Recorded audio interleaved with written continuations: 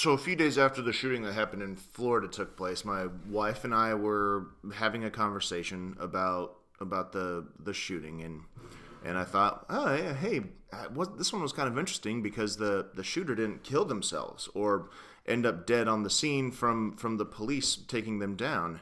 And my wife said, oh yeah, that is kind of interesting because the training we've received as teachers around active shooting events in schools has proven that for the most part, those shootings end relatively quickly with the shooter taking their own life, or if not, taken by the police. And so we just kind of wonder and threw back and forth how and why that happened. And then it dawned on us, we were having a rather cavalier conversation analyzing this recent gun violence in our schools. And then I thought, man, is that just the cost of education? When you think about it, schools and districts across the country spend time and money training teachers on the best way to respond to active shooting events in schools. and that means they literally have to factor in the time and the money where it's going to fit into contracted hours for teachers to train them on that, which means it's literally the cost of doing education.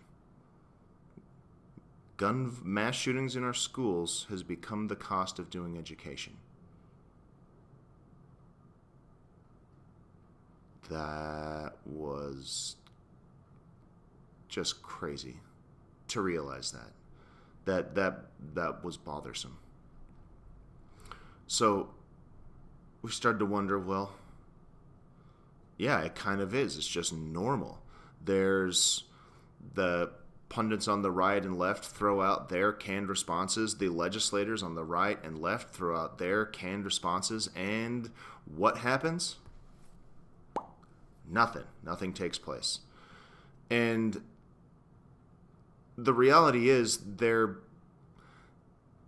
is a benefit to having gun legislation. Like that, I think they could make a difference. But it wouldn't make the whole difference. And even if it would make any kind of difference at all, it's not going to happen. We're not going to get it.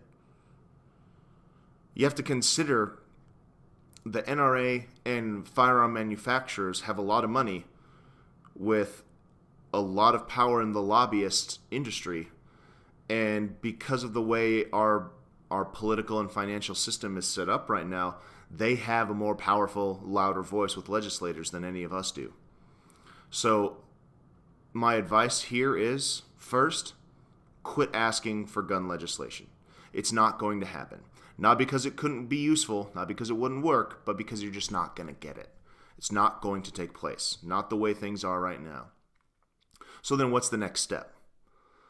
Well, one of the options we considered was that my dad floated some years back was join the NRA. Literally, NRA members get votes on certain issues within the organization. And so what would happen if suddenly, 10,000 liberals signed up for the NRA and started voicing their concerns and changing the motion and power of the whole organization? Actually show up and do something about it. Then I thought, well, that's one way on the legislative side, but also the NRA has in the past anyway been very active and vocal in firearm communities. And I thought, well, firearm community, that's the issue. I agree. I almost completely agree that there's not a single gun law that could have been enacted that would have stopped this shooting, because there are 300 million firearms in the United States. I believe a gun law wouldn't have stopped him from getting one because there are just so many out there, and someone that really wants one can get one. So how do you prevent people from being unethical and irresponsible with firearms? It starts with education. It starts with the community. Liberals and conservatives alike.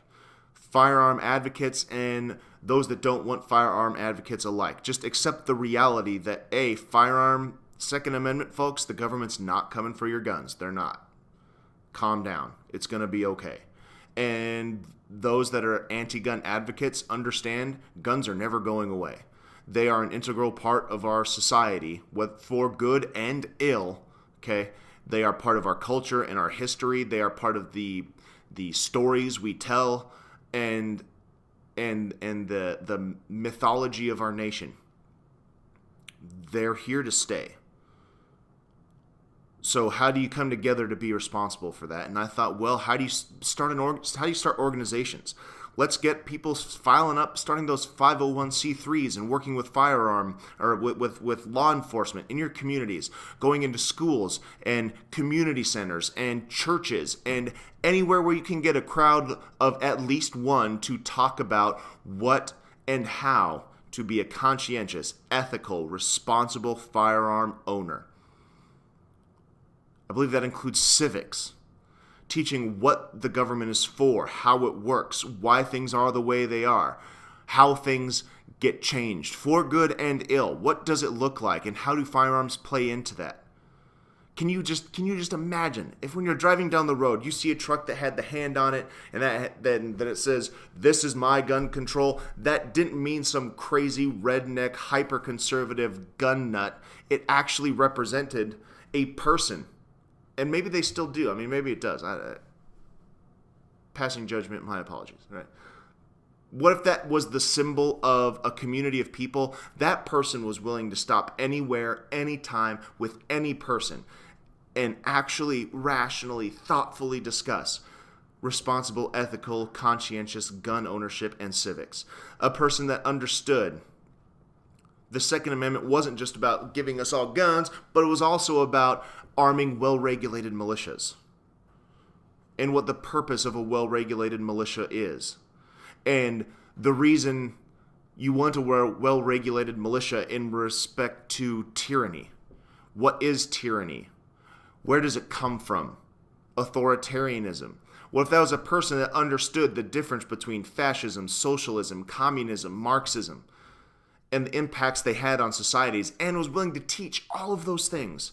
Understood the difference between a free market capitalist economy and a carefully regulated capitalist economy, and was willing to teach and discuss and debate all of those differences,